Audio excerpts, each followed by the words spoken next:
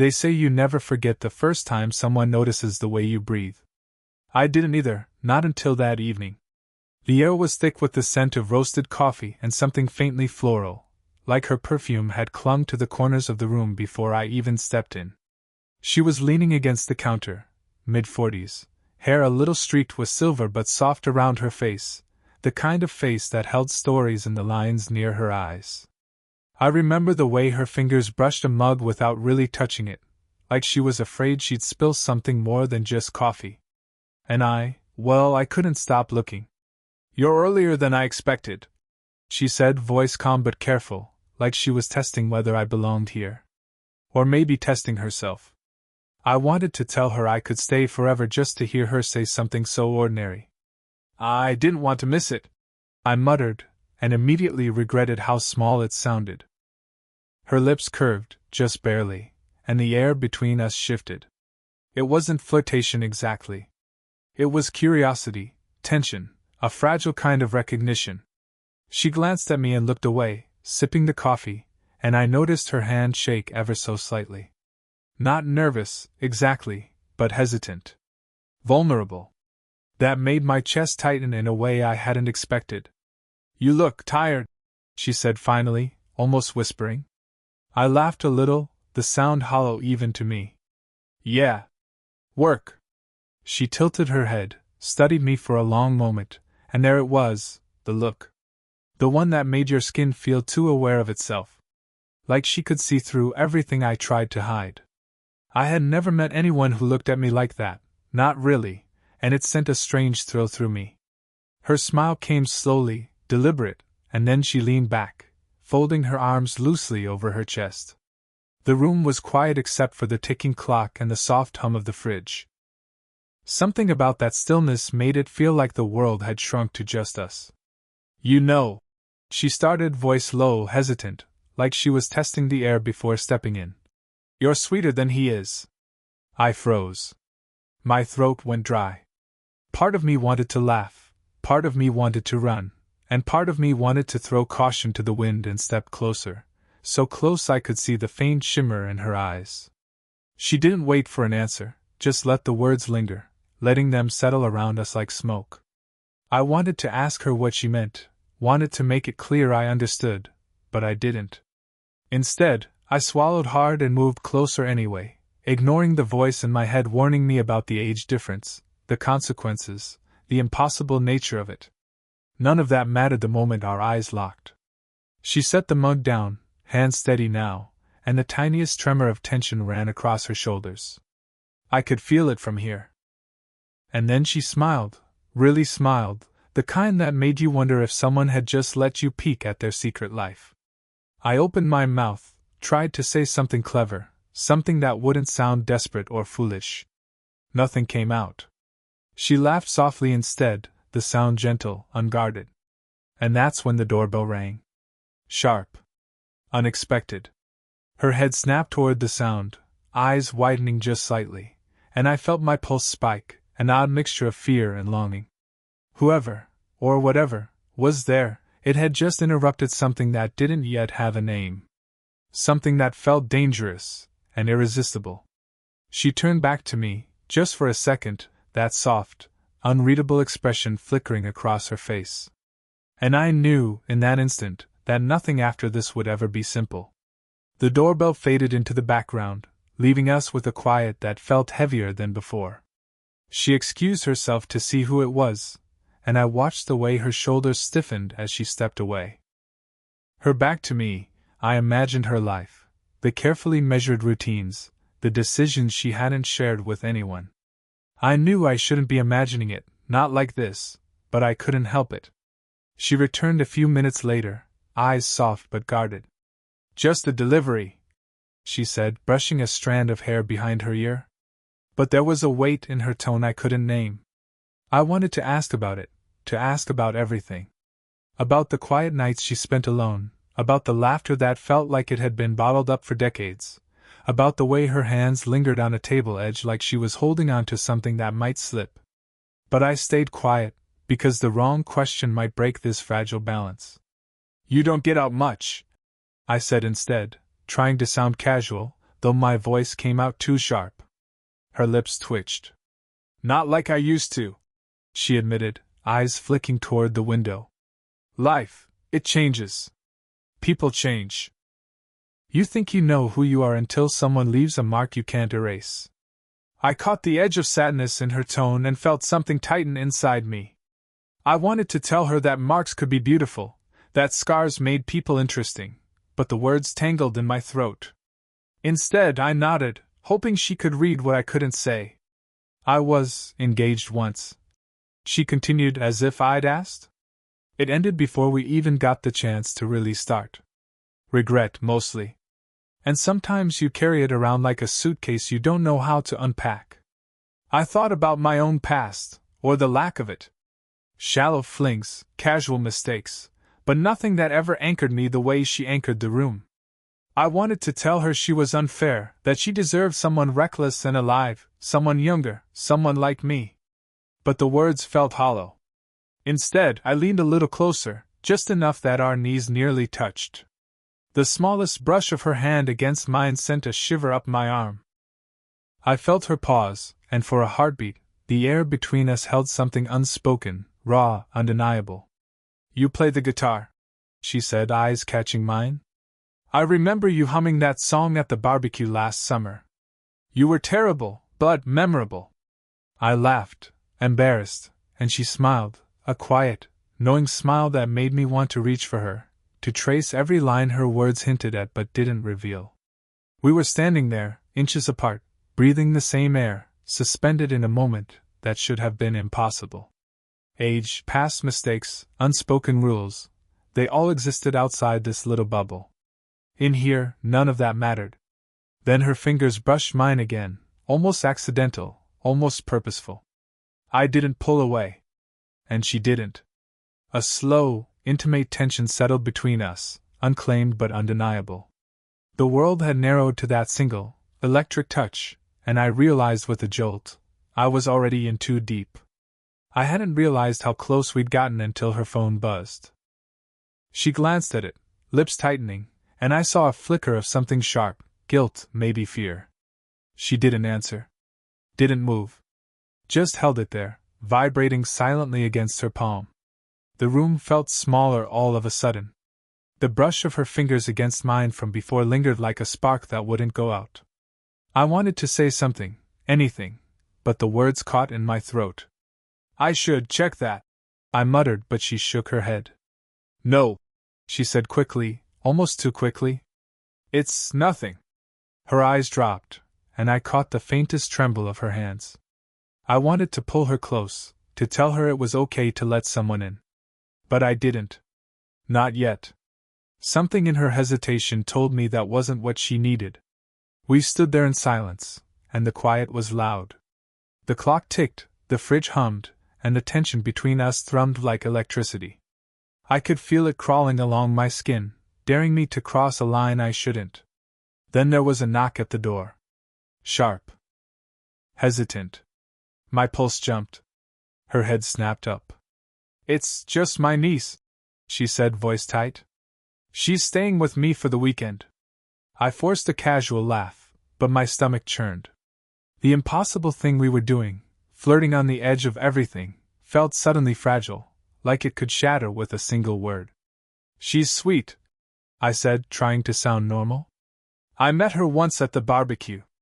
Her eyes softened for a moment, but then the tension returned. Yes, she is. I took a careful step closer, wanting to bridge the distance, and she didn't pull back. Instead, she tilted her head toward me, almost as if testing me, daring me to try. My heart raced. I could feel the warmth from her body, smell the faint perfume again, and for one stupid, thrilling second, the world felt like it could end and nothing else would matter. Do you ever wonder if we're making a mistake? She whispered, low, almost caught in her throat. I didn't answer. I couldn't. My hand twitched at my side, aching to reach for hers. My mind screamed for caution, but my body betrayed me, inching forward. Her lips parted slightly, just barely, like she wanted to say more but couldn't. The space between us felt unbearable. Every rule, every consequence, every reason to pull away blurred into nothing. And then the front door opened. Not the niece. Someone else. My roommate, or maybe her neighbor. I didn't see yet, but that sound was enough to freeze the moment, to snap reality back in a way that made my chest ache. Her eyes flicked to the door, panic flashing, and she stepped back, just enough to break the tension but not enough to break my heartbeat. I wanted to tell her it didn't matter, that nothing else mattered, but the words died in my throat. Instead, we just stood there, too aware of each other, the silence heavy with everything we couldn't say. And for the first time, I realized that whatever this was between us, it was dangerous. And I couldn't stop wanting it. The weekend passed in a blur of stolen glances and words half said. Every time she laughed, it felt like someone had struck a chord inside me that I didn't even know existed. Every time she looked away, I felt it too, like a shadow stretching over something I was too reckless to name. She invited me to her balcony that evening. The city lights stretched beneath us like spilled stars, but I barely noticed. I was watching her, the way her fingers traced the edge of the railing, the faint tremor in her hands, the way her hair caught the light and framed her face just so. "You've been quiet," she said softly, eyes flicking toward mine. There was something behind that softness, a careful restraint, like she was holding herself back from saying something dangerous. "I've been thinking," I said, voice low. "About us." Her lips twitched, almost a smile, almost a warning. "Do you think we should stop?" I swallowed hard. "I don't know. Maybe. Maybe I can't."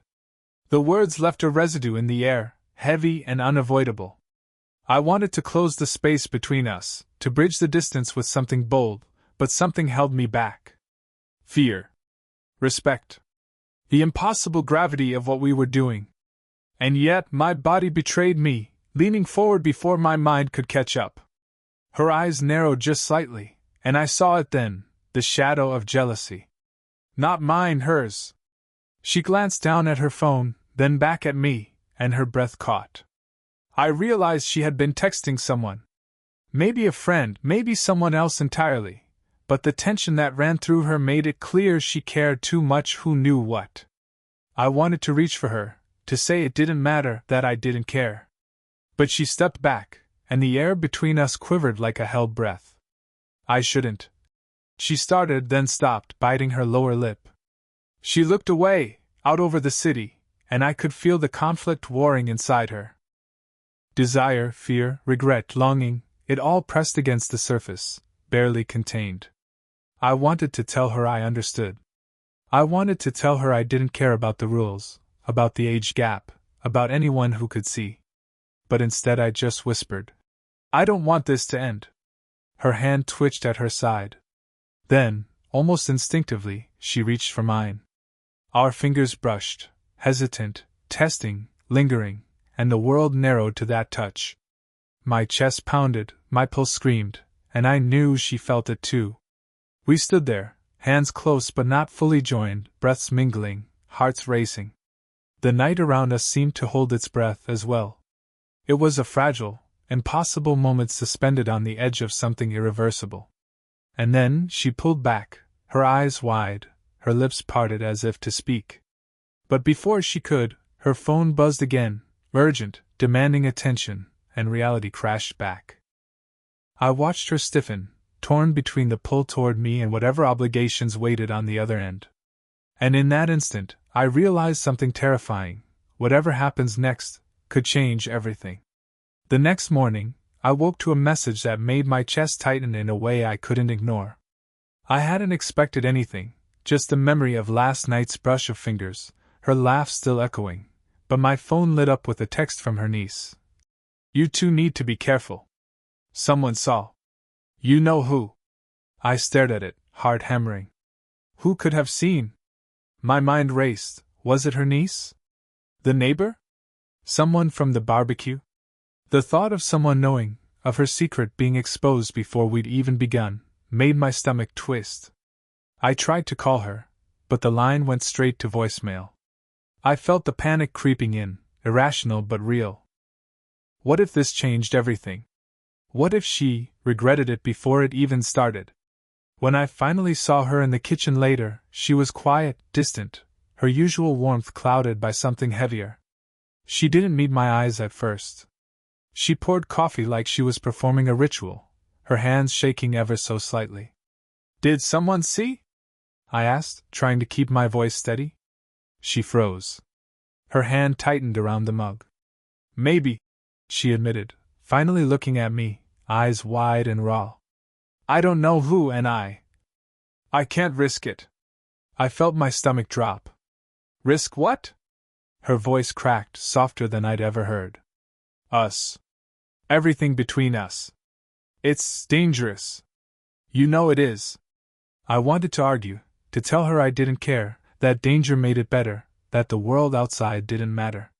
But she looked so fragile, so human, that I couldn't. I just reached for her hand. She didn't pull away, not entirely, but the tension was palpable. I didn't want anyone to find out," she whispered, and suddenly I saw her vulnerability, the same vulnerability that had drawn me in from the very beginning. It made me ache to see her like this, torn between desire and fear.